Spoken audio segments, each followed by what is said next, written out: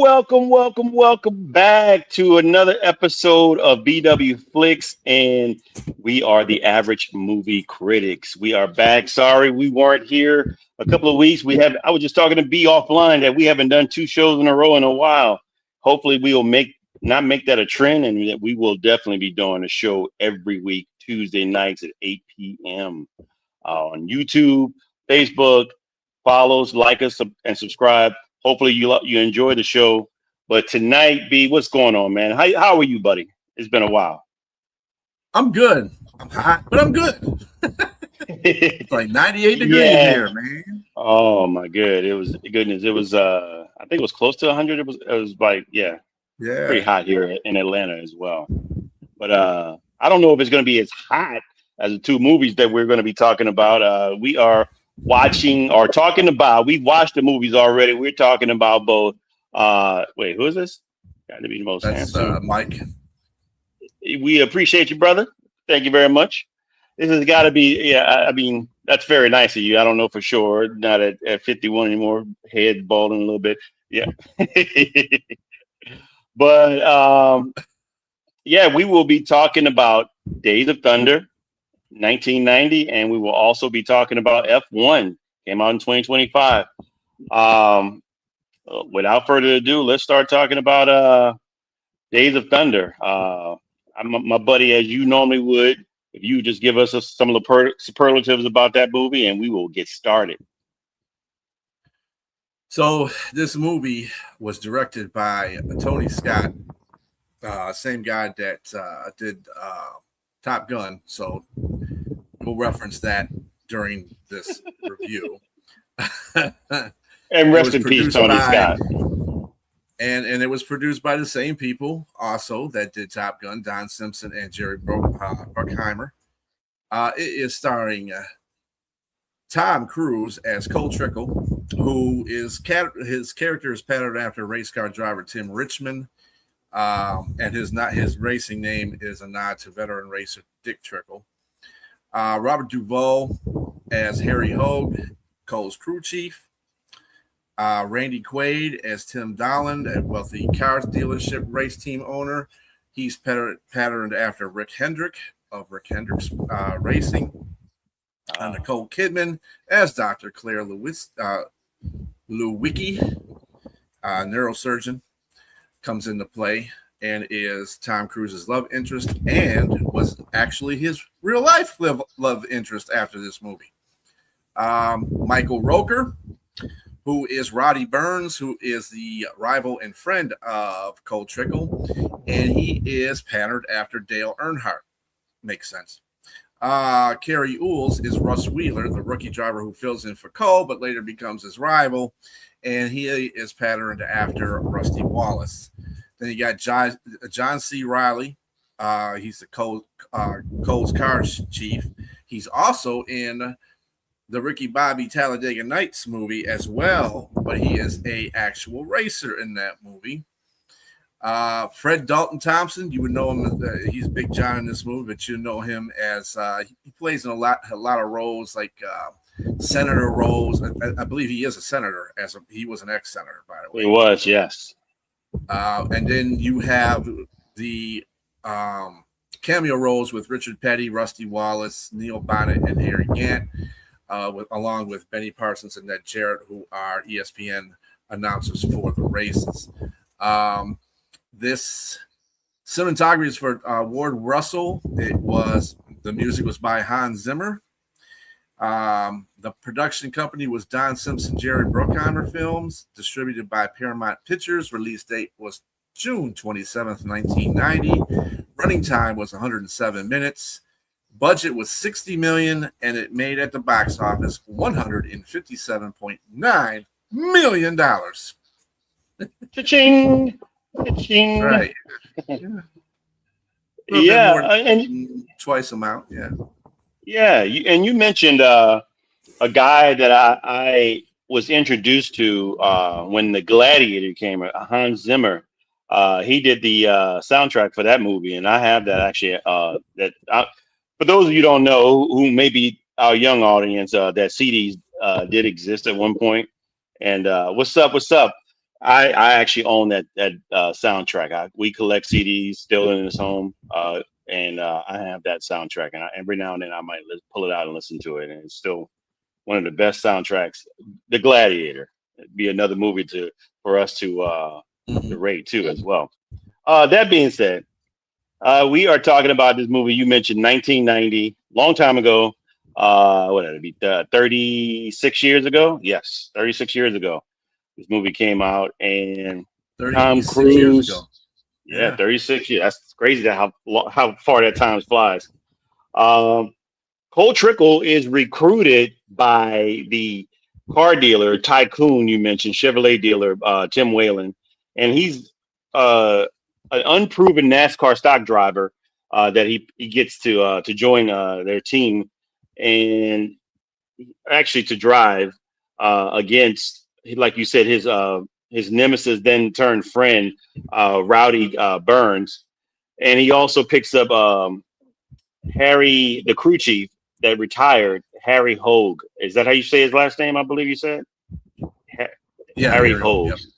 Yeah, he retired under suspicious means because supposedly the guy that Buddy Brett Bretherton died under a car crash that may or may not have been the fault of Harry Hogue. And so while Cole, fast and arrogant, has a difficult time adjusting to driving a NASCAR stock car because he's never done it before. This is something new to him, um, and he also has issues with communicating with his crew because he doesn't know much about the cars at all. He doesn't know much anything about cars except that he's gifted and with driving them. And so, with that being said, he takes Roddy Burns' car. He tests. He's super fast, so they hire him, and Harry agrees to come on. But again, they go through a few races. He crashes the car because he doesn't know much about the car. And also, Rowdy, as you mentioned, the who they tailored after Dale Earnhardt. He shows that he's one of those guys that's the intimidator. He backs into the car and it causes him to crash. And Hmm.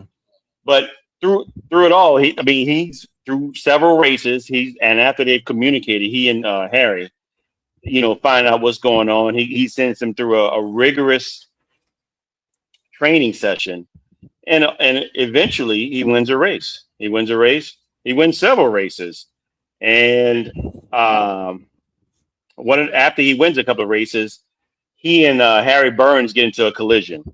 They both get into a really bad collision, and so they're out of the race for a while. And the president the guy that you mentioned, Fred, is it Fred Williams, is whatever his name? I forgot the guy that was Fred Thompson. Yeah, Fred Fred Thompson. Thompson. Yes, he was a senator. He played the president of NASCAR. He got them to get together and to let them know, hey, you got to calm down with what you're doing because it's bad for racing. Otherwise, I'll suspend you and kick you both out of race out of the circuit. And so they put on a face. They go to dinner. They racing each other, and but also after the crash, they're in the hospital, obviously getting taken care of, and that's where Cole meets Dr. Lewicki, and she soon becomes his love interest as well after several chances of him trying to woo her, and he eventually does, and they become love interests. And Cole Trickle and Rowdy Burns become friends. They become friends, but then Burns is also while Cole Trickle is still recovering. Waylon. I wanted to say Waylon. Like this is Alien. Excuse me. Dalen hires another rookie driver played by Carrie Elwes. That's Rush Wheeler, and he's another arrogant kind of punk in the movie. He plays like he's a nice guy, but he's really not. And he goes on and gets some wins. And of course, Cole wants to come back, and he tries to come back and race. And Russ kind of gives him the business with the intimidation factor, and he causes him to crash and he goes on to win. But then Cole is really upset about the situation, so he goes and wrecks both cars. And that being said, he gets fired. He and Harry get fired from the from there. And turns out that these injuries are more serious for Rowdy Burns. These names, man, it's hard to remember these names with all these Cole Trickle, Rowdy Burns, and Rush Wheeler. It's amazing what all these names that they were given. But anyway, Rowdy Burns. Yeah, exactly. Rowdy Burns turns out he needs to have surgery for, I believe, an aneurysm, brain aneurysm, and so he's not going to drive. But he's in a bind because his sponsors are looking to cancel their sponsorship if he's not going to ride, and so he's got a lot. He purchased like I guess like a $9 million home and land, and so in order to keep that, he asked a favor of Cole Trickle to drive his car. He eventually decides to do that. He drives his car for him, and also it brings on Harry Hogue as his crew chief, and they end up racing again. And of course, he goes on to win everything. Everybody's happy at the end. They show Cole Trickle and Harry Hogue racing each other at the end, and then it freezes, and that's the end. We'll get into talking about this movie. Do we have a video for it? Yes, we do. Just to reply to you, Mike, that Cole Trickle is not the mention. Actually, Cole Trickle is just a character reference. The name is Dick Trickle. They just took off the name of Dick Trickle. Dick Trickle was actual race as well, but Cole Trickle is nowhere. They didn't take it out of any relationship to it or anything like that. It was just a name that they took out, but it is a shout out to Dick Trickle.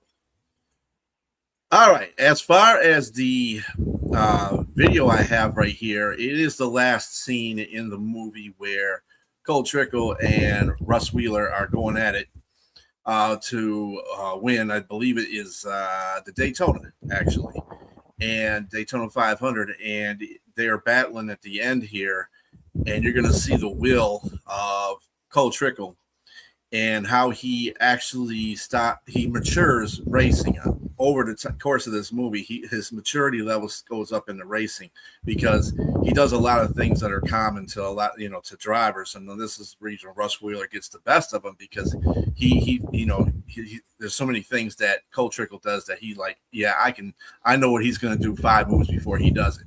So this is where Cole Trickle gets his get back. So here you go.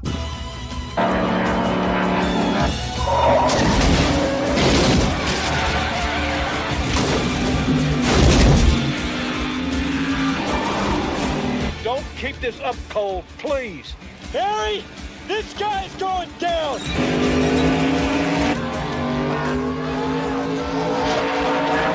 Last turn, careful. He's gonna try and slingshot past you, Russ. Don't worry. I know Cole. He always goes to the outside. This one's for you, Harry. He's going high. He's going low. Son of a bitch!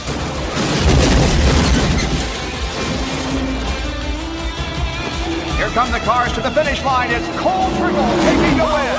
Go!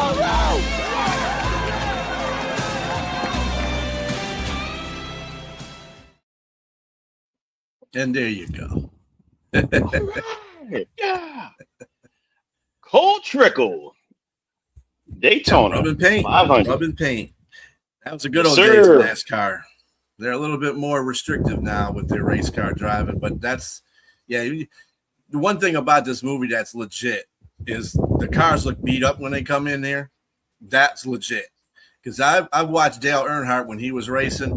That car would be beat the F up. I mean, beat up. They'd be slamming into him. He'd be slamming into other cars. It's just when he comes in there, it's barely rolling, much less running. So, yeah, that's legitimate. There's a reason they called him the Intimidator, though. Yeah. Yeah. All right. That being said, man, look, how's the direction of this movie? Cinematography, editing. Look, although this movie is technically 1990, It gives the feel of the 1980s cheese a little bit. Why? Because it does give a feel of a movie that seems like it's a little bit replicated. Instead of driving on the ground, they might have been flying in the air, dogfighting, but they're driving on the ground, dogfighting. Look, the movie looks exactly like Top Gun 1986. Uh, the same guy, like you said, same producers, same director. Uh, Tom Cruise at the beginning, highway to the danger zone on a motorbike. At the beginning of this movie, he's on a motorbike coming in. And he goes and flies the airplane. I mean, instead of flying an F-14 Tomcat, he's driving a stock car at 178 miles an hour. And both, like I said, both made those entrances. Both have a love interest they probably shouldn't have been with. It seems like the same movie. They have the antagonist protagonist fight between Rowdy Burns and Cole Trickle. We got the Iceman versus Maverick. It's all the same thing, man. I mean, don't get me wrong. This is one of those movies. If you guys are out there that used to watch TNT, where they used to have the saying for movies for guys who like movies, this is one of those movies. This is one of those movies that would air on TNT, and if you didn't mind commercials, you just go ahead and sit there and watch it. I mean, on a Sunday or Saturday or whatever it may have been. And I like this movie still. If you can get past all of that the fact that it was almost a replica of another movie, like the same people made the same movie, just in a different genre, car racing instead of dogfighting in the military. What do you think? What do you think about the direction and editing? I mean, cinematography, I loved it. I loved the shaking of the camera when they're driving, gave a little bit of realism to it. Like you showed in that clip just there. Direction, it seemed to go as what you would think of this type of movie. I mean, there was no award-winning acting and different stuff like that. The editing was decent, but it was for me. That's what I got from the direction, theme, and editing and cinematography. Yeah, if you want to go fast, you got to learn how to go slow. That was what Harry said. Yeah, when he was talking to Cole about that whole situation. Yeah, one of his wisdoms. I think the movie was it did have a lot of Top Gun versus Days of Thunder in it. Yeah, it was like everything on the air you did was on the ground. But at the same time, it really gave this was really in the NASCAR's heyday too, between the 90s and the 2000s, early 80s, when NASCAR was at its point level where people actually watched it on TV and there was a lot of fans. I know I was one of them. I followed Dale Earnhardt until the time of his death in 2001 on that particular, I believe it was that particular track too, Daytona 500. He lost his life on that track. And or was it Talladega? I think it was Talladega. But anyway, it goes to show you how that has changed over the years since then too, because now everything is restricted. There's stages, and it's kind of getting like, man, nobody wants to watch it. They said people barely wanted to watch it in the 80s and the 90s. Now they really don't want to watch it because you done changed the whole sport around. It's kind of like how they do in basketball. Everything is changing in this century. I don't know what's going on with the whole sports thing, but again, this was pretty good as a movie as far as replica of what happens in NASCAR. I mean, I'm not saying that their faces get all gritty like that. I'm trying to figure out where all that dirt was coming from. So many dirty faces coming out of a race car in my entire life. But the bumping of the cars, the rubbing of the paint, the slamming them into the wall, bumping the bumpers, they do that even now at a lesser pace, but they still do it now. So it was true to form as far as that was concerned. Awesome. Yeah, I really enjoyed most of that. Like I said, I knew I saw that movie before. That's like a cliche that people say, I've seen this movie before. Literally, we've seen this movie before. Watching Duvall was one of the best characters. Duvall is one of the best character actors. Period. Right. And I loved his part. He's one of my favorite movies, which you probably will review at some point, is The Apostle, when he plays the Apostle. Have you ever seen that? Oh, Yeah, I don't want to say whether it's great or not, but again, I just kind of alluded to one of my favorites, so it must be pretty good. That being said, he's one of my favorite actors. But speaking of actors, how was the cast? This movie was set as, like I said, for guys who like movies. There was not great acting. There was no great, there were some one-isms, lines, and wisdom-isms, but whether or not there was a great story here, it was okay. It was a good story. It wasn't a great story. It was good enough. I think it was good enough for what you wanted to see. This movie's about racing. It's like Top Gun. You said some corny. I feel the need for speed. That's the cheesy lines and stuff like that. Hanging out with the boys or out there playing volleyball, that kind of stuff. This is kind of the same thing. I mean, and to me, I think there was good chemistry. I like the chemistry between Michael Rooker and Tom Cruise. Tom Cruise kind of plays the same guy no matter what he does in every movie, but it seems to work in no matter what he does. I mean, it's always a blockbuster hit. Harry Hogue, I love Robert Duvall's character with him, and I think the chemistry between him and Tom Cruise was really good. You had ancillary characters such as Randy Quaid's Dalen. He was decent. I thought it was okay. He played I guess I don't think he was a bunch of as a tycoon. He didn't give me the tycoonish character. I didn't. Randy Quaid. Well, he was a salesperson of a car delership. So yes, exactly.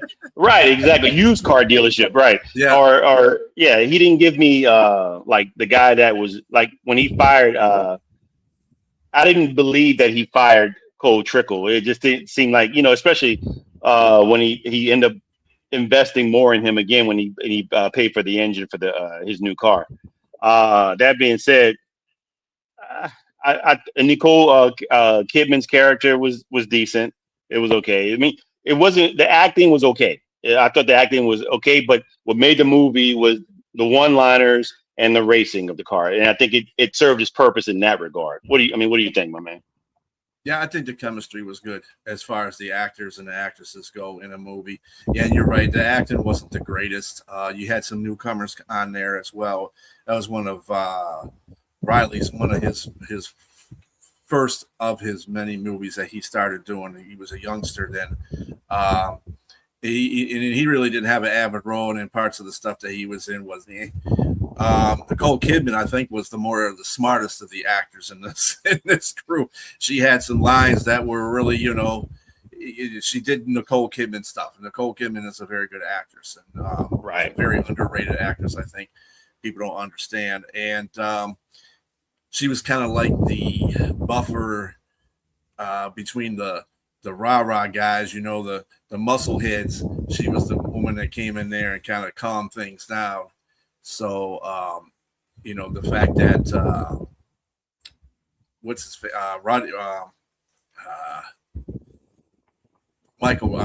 Roddy Burns listened to her was amazing enough because he didn't listen to nobody. He wasn't even listening to Cole. So, so he was stubborn. He was real stubborn. But when Nicole Kidman's character came in there and calmed him down and told him when he realized what was going on with him, he couldn't do anything about it because if he did, he'd die. So it was either fix that and get it better and relax and retire, or die. So it was a common thing. I think the chemistry was great in there. I think the racing was good. I think the cinematography with the racing was great. Other than that, it was meh. Yeah, and I mean, the third question: does this movie hold up to this day? For me, I think it does. I mean, because obviously, it's a straightforward movie. It doesn't really have to go into a whole bunch to really get. It doesn't really have to go into a whole bunch. I know where that's coming from. It doesn't really have to go into a whole bunch to really explain this type of movie. It's straight at you, straightforward. You know what it's about. You know what the type of people that are in there. I mean, like the scene with the police officer stopping the truck, pulling the truck over, and they pull the prank on Cole Trickle with the lady cop. I mean, that makes sense in this type of arena. That probably something crazy would happen like that. And to me, this holds up to today because again, it's simple. It's simple minded. It doesn't take easy does it. It doesn't take much a rocket scientist or a neurosurgeon to figure out what this movie's about and where it's going and where it ends. So for me, I thought it was middle of the road. I thought it was middle of the road. I'll let you go with this afterwards, and after I say I'm going to give you my buckets of popcorn. I'm going to say three buckets of popcorn in this regard, and then you go ahead and give me what you think about does this movie hold up or not. For me, the movie is you just said it. Really, it's simple. It's straightforward. It's an action movie.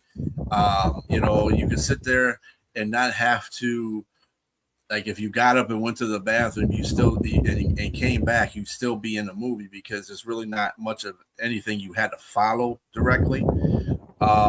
So it's kind of like it's a man's movie. I'm sorry, I'm not trying to call us dumb or anything like that, but we have direct vision. We're not somebody that can do different things at different times. We're just watching a movie. You just want to watch the movie. I don't need to be looking at 6 different things to watch a movie. I just want to watch the movie, and that's what this movie does to you too. Follow the bouncing ball. Right, around the bouncing ball kind of thing. With me, 3 was a lot. I gave it a 2 only because I gave it a 2 because I just felt like this. The plot was just simple. I think the characters and made the chemistry and the whole cinematography thing, but yeah, it was too copycatish off of Top Gun.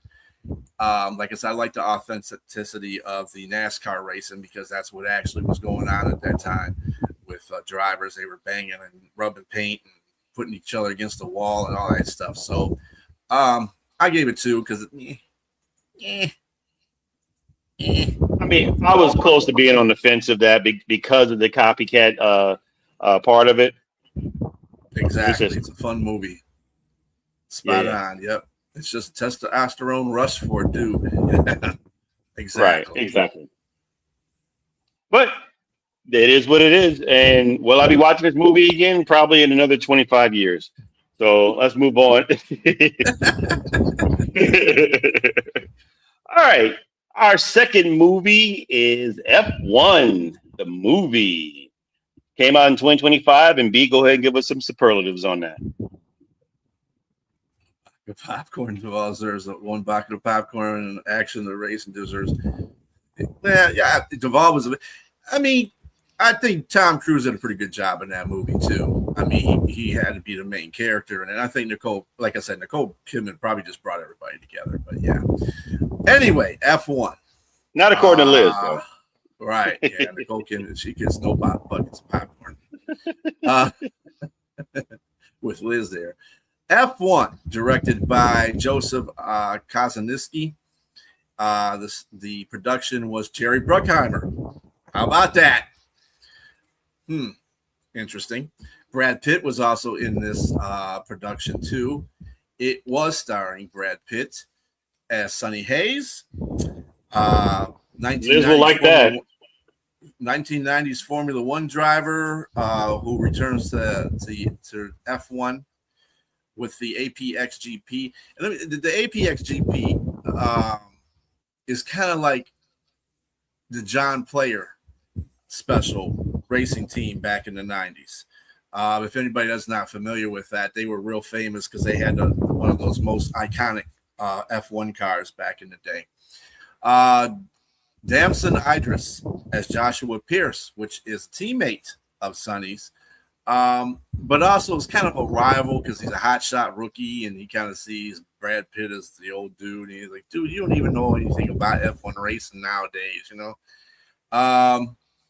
Other people in this movie, Carrie Condon, she plays the love interest of, I guess you could call it love interest of Brad Pitt's Sonny Hayes. She is the technical director, and she's the one that helps shape the race car the way Brad Pitt needs to be shaped for the race.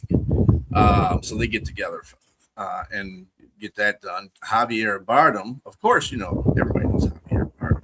He's the friend of Sonny, former Lotus teammate, and he is also the team owner of APXGP. Other people in this movie that you'll probably know, one of them is Shea Wiggum. Shea Wiggum was in Boardwalk Empire.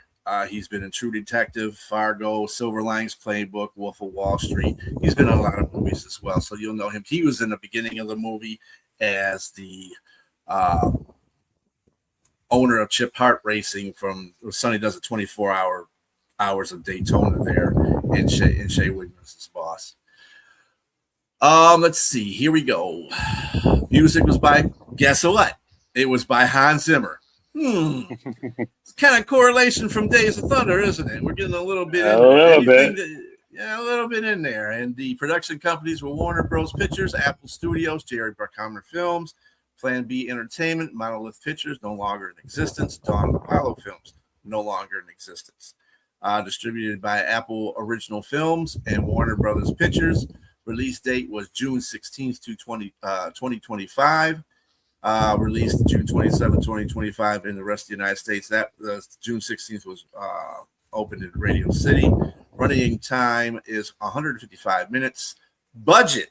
Check this budget out. Now remember we said it was $60 million for Days of Thunder. $200 to $300 million for the budget in this movie. Box office made $634.1 million coming back. So it was like two times to three times the amount that they made, they budgeted for. So that's pretty good. Kind of did the same thing that Days of Thunder did. Days of Thunder actually doubled a little bit over, and this one did 2 to 3 times better. So interesting. Yeah, to say the least. Look, you said the actor that played Jay Pierce deserves to have a bigger and better role in the future. He was amazing. Yes.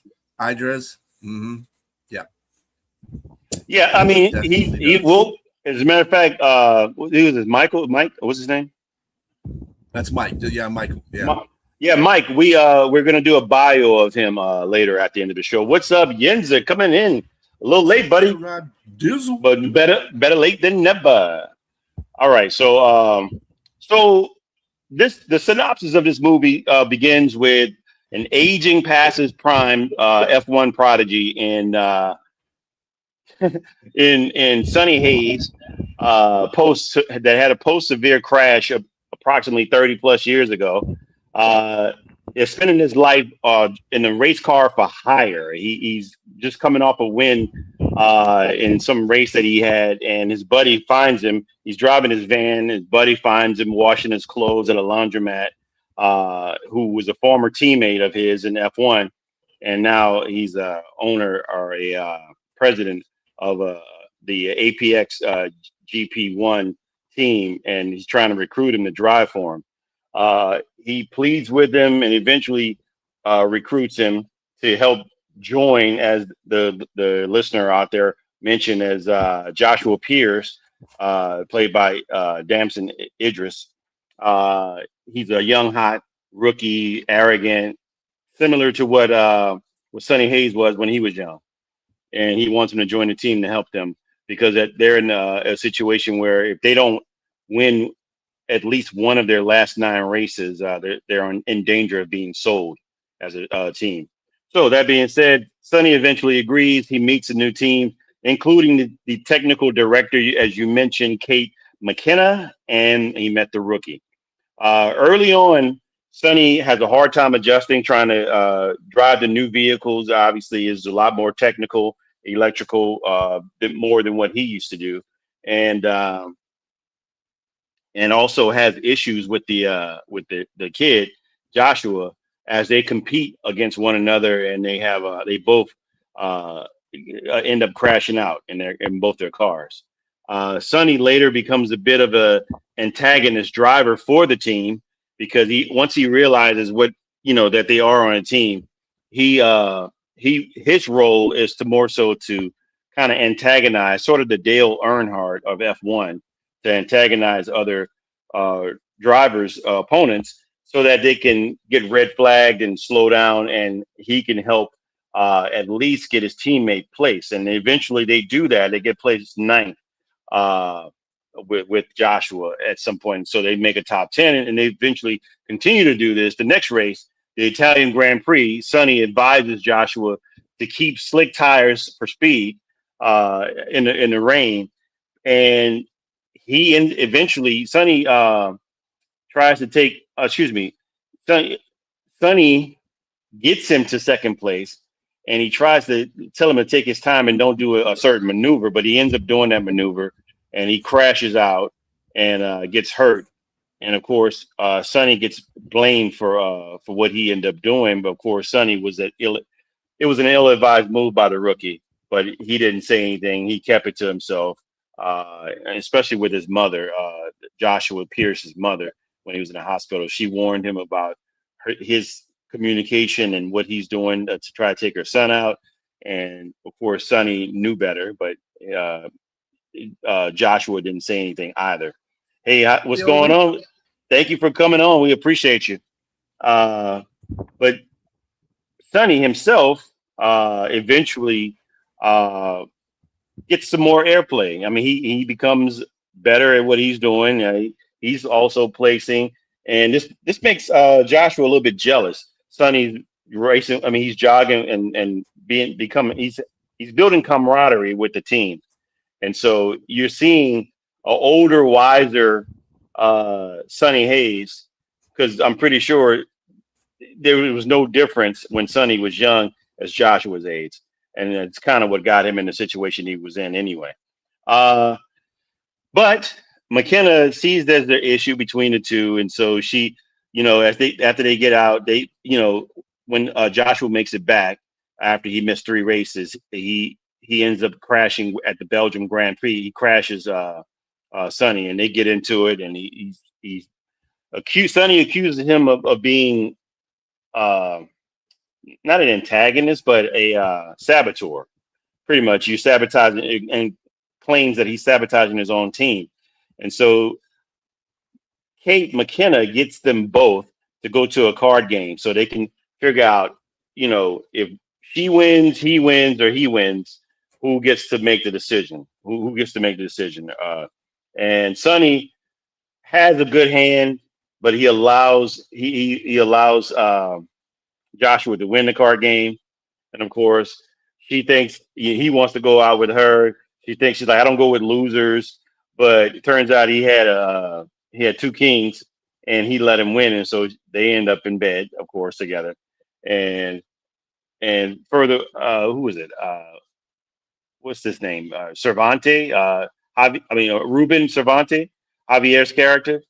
Yeah, he comes he comes and finds him there in her room, but he didn't care. He just wanted to talk to him about something, and it was about the car. And of course, they find out that the car, someone sabotaged them and ratted them out about the car not being legal in regards to the modifications that were done on the car for Sonny's car. And so they have to change the car. Sonny has to drive the car, which is slower and not as good as the one before. And he forgets his lucky deck of cards when he goes out there. He goes out, gets into a bad car accident, and it comes to find out that Javier's character didn't know that he wasn't medically cleared to drive F1. It was his injuries from the previous accident were bad enough to where he can get into, or he can die or be paralyzed or blind, whatever it may be. So he fires him just for his safety. It was his friend. He ends up finding out that what's the guy's name?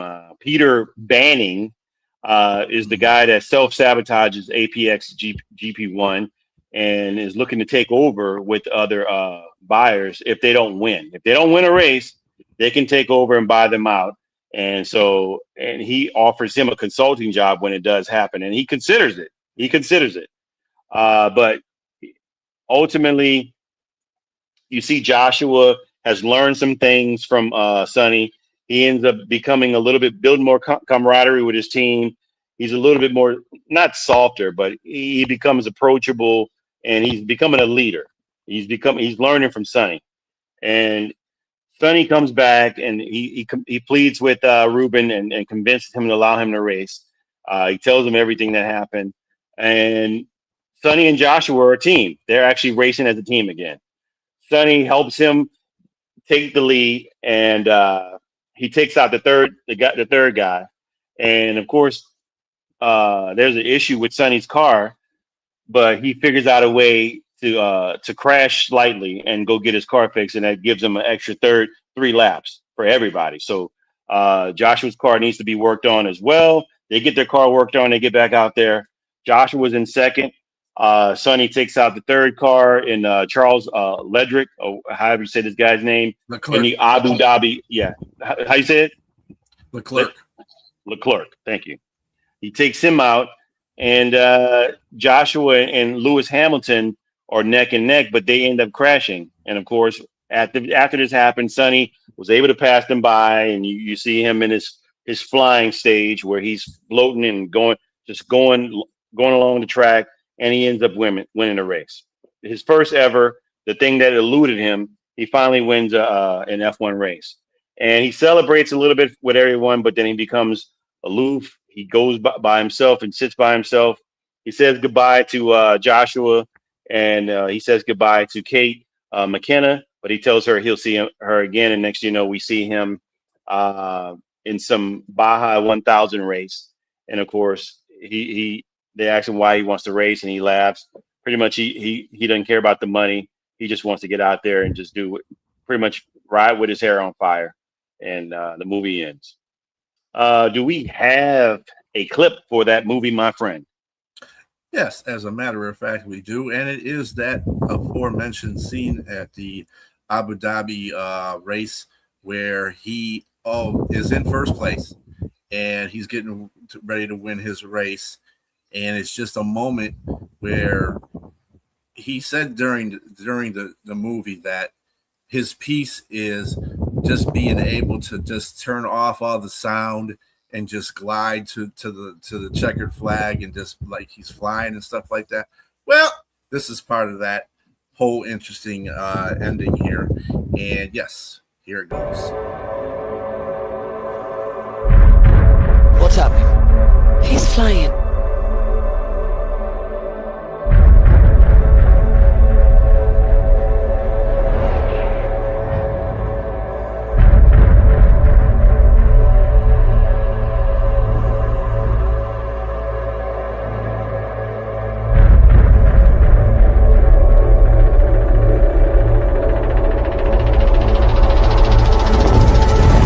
Sonny, you did it! We won!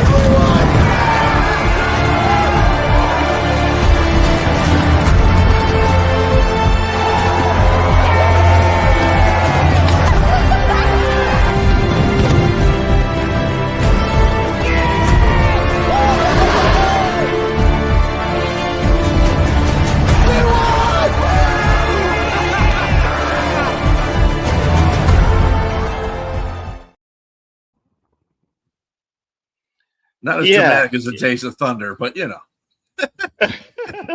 So yes, let me look. My first question is always the question about directing, editing, and cinematography. This movie had great cinematography. I thought a lot of AI, CGI, whatever you want to call it now.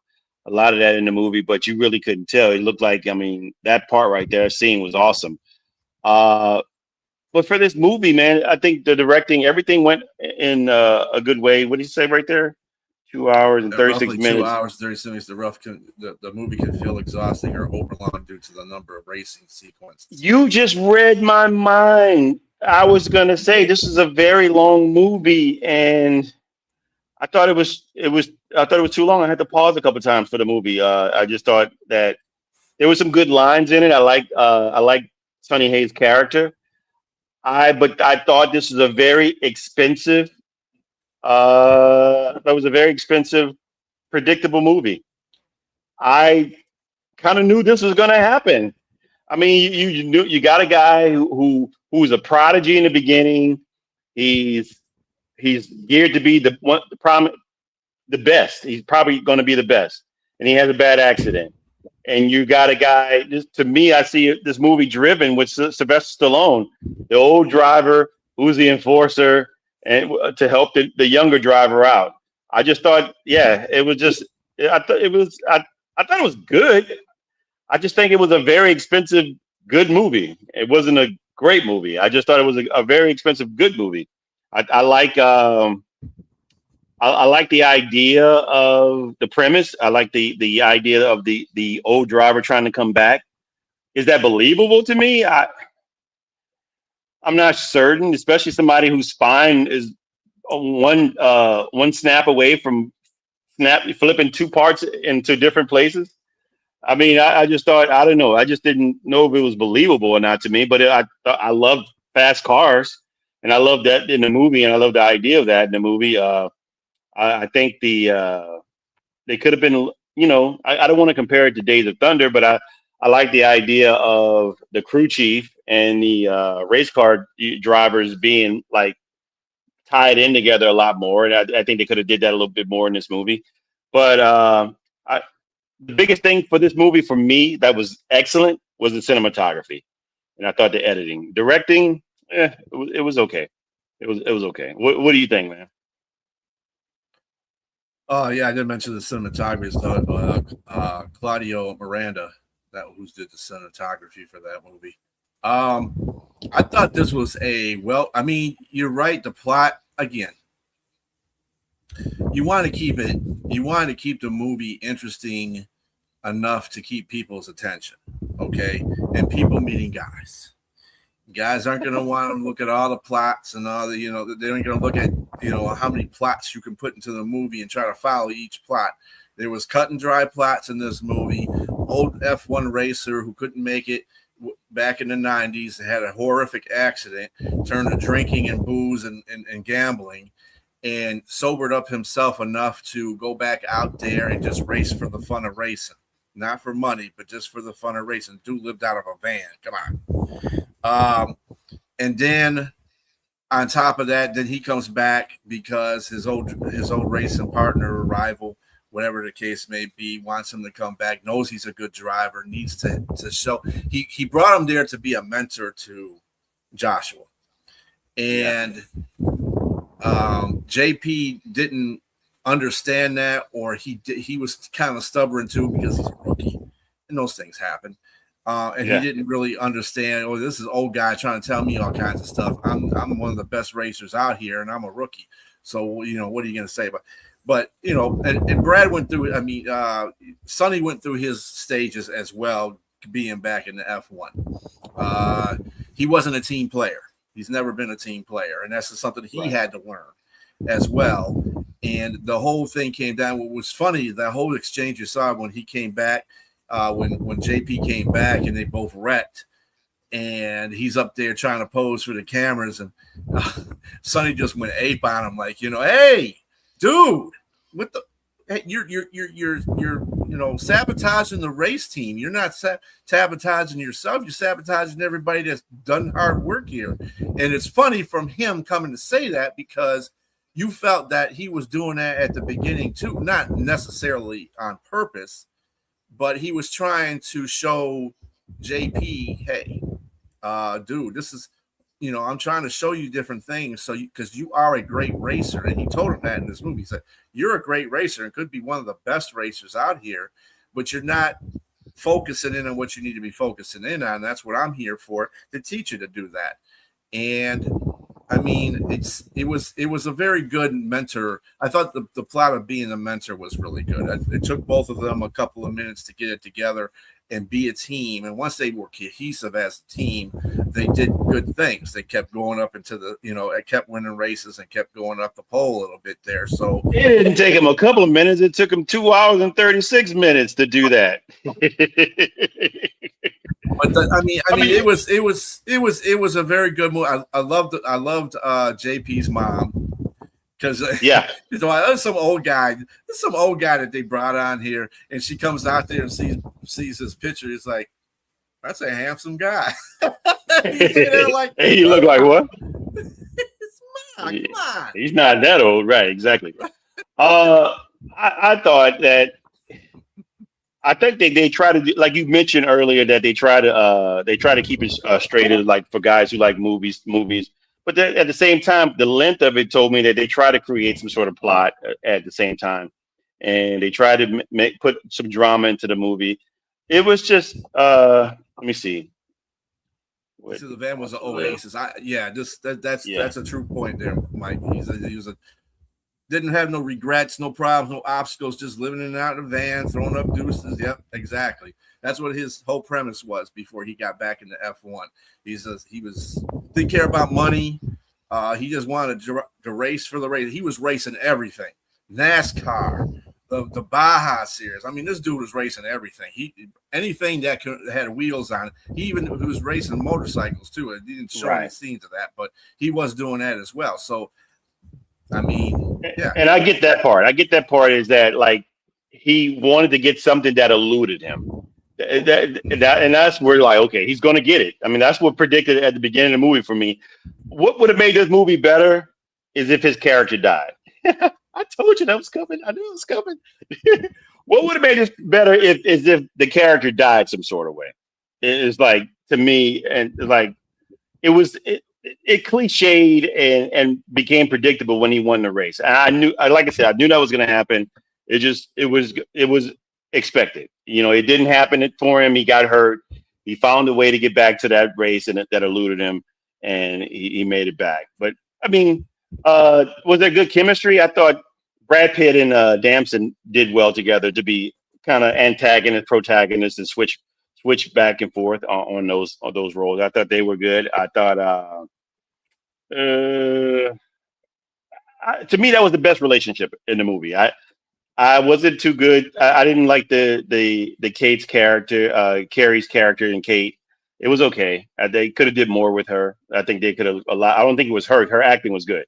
I think the character though itself could have been a little bit more into it, and I just think that they kind of they were on to something with her being the technical director, and they could have elaborated a little bit more. I think she, you saw the human side of her, and she let her guard down and got with the race car driver. Javier's character was okay. For these guys to be like such great actors, I was expecting a little bit more out of his character to give more into that. And and it wasn't Javier's fault. I think it was just that his character didn't have a lot of role into the movie. But well, I mean, what do you think about the actors and their chemistry? I think the chemistry was there between Brad Pitt and Idris, and Javier. Exactly. I think all of them got together, and I think it kind of at near the middle of the movie. So was Carrie's. I got to stop right there.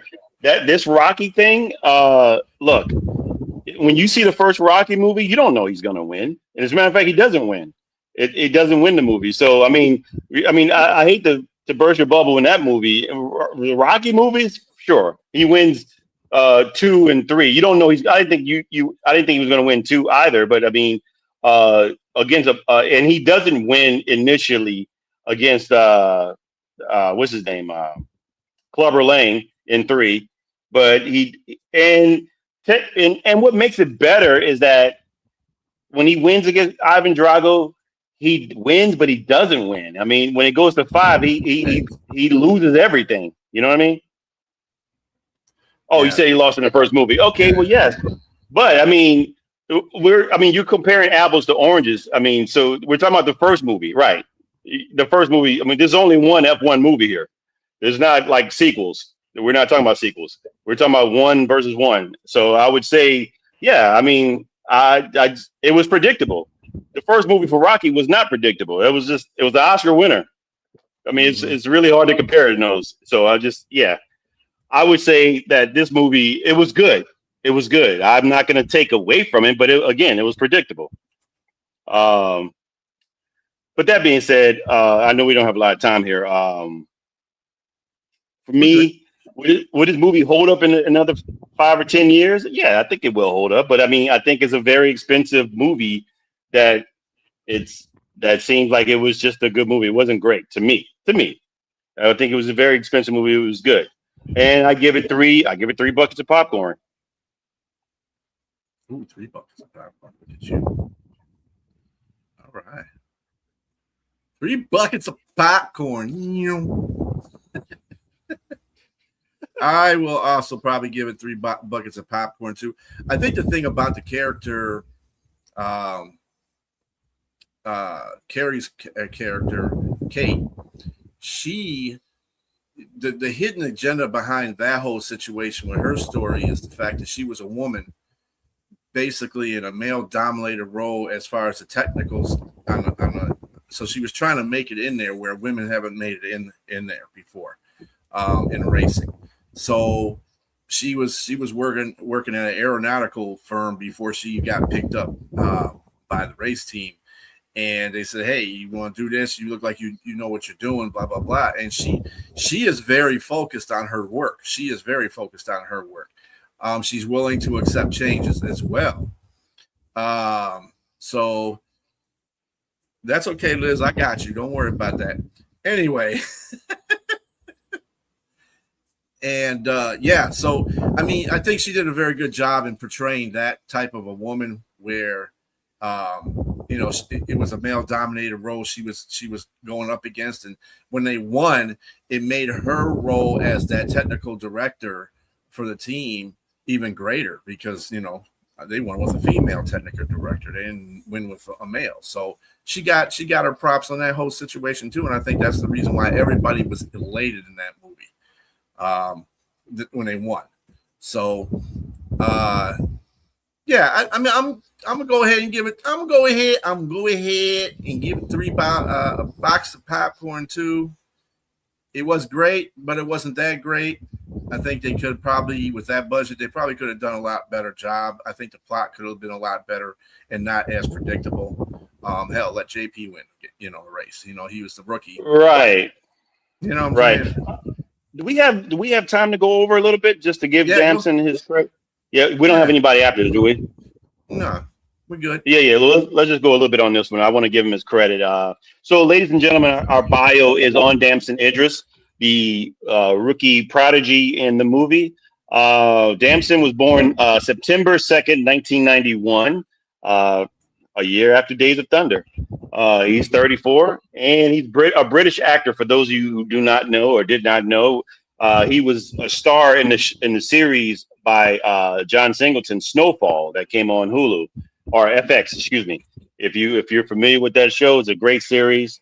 It came out in 2018 or 2017, 2018, one of those years, and excellent series about the 80s crack epidemic, and he was a big time drug dealer in that time in the 80s. He was born in Peckham, Southeast London, Nigerian-born family of Yoruba descent, and he's the youngest of 6 children. He played soccer and rugby when he was young. He studied at Brunel University in London. He completed his BA in theater, film, and TV studies.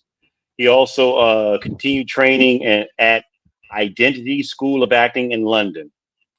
He eventually began 3 movies, Miranda, small parts in Miranda 2013, Doctors in 2015, and Casualty in 2015.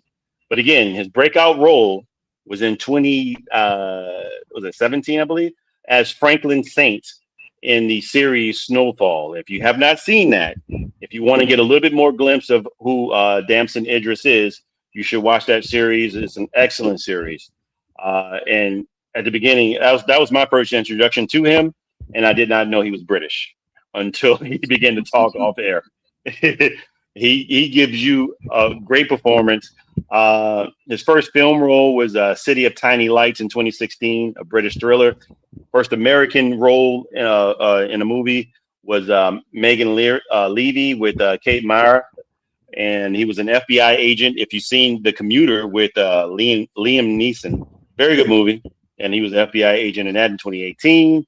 He also played in Farming. It was a biopic, a semi-autographical biopic of, I forgot the African guy's name. He's an actor, but he portrayed him, and he won a Best Actor award in a British film at the Edinburgh Film Festival. He also played in the second episode of the 5th season of Black Mirror, a series on Netflix as well. 2021, he was in a Netflix sci-fi action film called Outside the Wire. 2023, he became a brand name ambassador for both Tommy Hilfiger and Prada. So my man is out here doing it, getting this thing going. In 2025, of course, he was the rookie driver in F1, the movie. And his next movie is coming out, will be Children of Blood and Bone, coming out in 2027. Great actress, and that's Damson Idris. You got anything you want to say about him? Yeah, he's also on and off again with Lori Harvey, who is the daughter of Steve Harvey. They just broke up in April, so they go through these phases where they're breaking up and going back together and breaking up, getting back together. I think they're going to get married, because once you do that so many times with each other, that's going to imaginably probably happen. But she's got a pattern of breaking up and getting back together with multiple guys. No, not to put it out there in a negative way, but I'm just saying, maybe not. He was also, I guess you could say, he was honored for the fact that he got to shake Queen Elizabeth's hand before she passed away. So that's probably, being an English person, that's probably one of their, no matter who it is, a big honor, right? Exactly. It's a big honor. So that was another thing that was on his resume too. I guess if you could say, I shook the Queen's hand, whatever. But yeah, so that was a couple things about things. Yeah, he's an up and coming actor. Look for him. Yes, I gotta look at the Snowfall series. I do. Absolutely. And I will say thank you all for joining us. Our next week we come back and watch us with us. Excuse me, I don't have any words right now. Come back and join us. If you're out there watching, if you enjoyed the show, please watch us on YouTube, like, subscribe, and share with your friends. Thank you very much, Elizabeth. Our next movies are going to be Major League and 8 Man Out. This is baseball season, and so we want to pay homage to baseball and with 2 great movies. I'm not going to give you my ranking on it, but I will say that both movies are great. And the bio would be of James Gammon of Major League. So again, if you're out there, thank you for watching our show. We appreciate you. We've been going since, when did we start, man? In February, March. I think it was March, right? March, yeah. We started in March, and we're going strong right now. And again, just continue to hang in with us, and we will try to bring you great content. And if you got any questions, please, or movie you want to review, you can either put in the comments during the show, or you can email us, which nobody seems to like to email anymore, bwflix2026@gmail.com. Again, just if you got a movie that you want us to review, leave it in the comments, because it seems like nobody's emailing. Just leave it in the comments, and we'll try to get that done for you. But again, the next movie will be Major League and 8 Men Out, and the bio will be James Gammon. And we will see you next Tuesday at 8 p.m. I hope you all have a good rest of your week, and see you next week. Have a great night. Peace.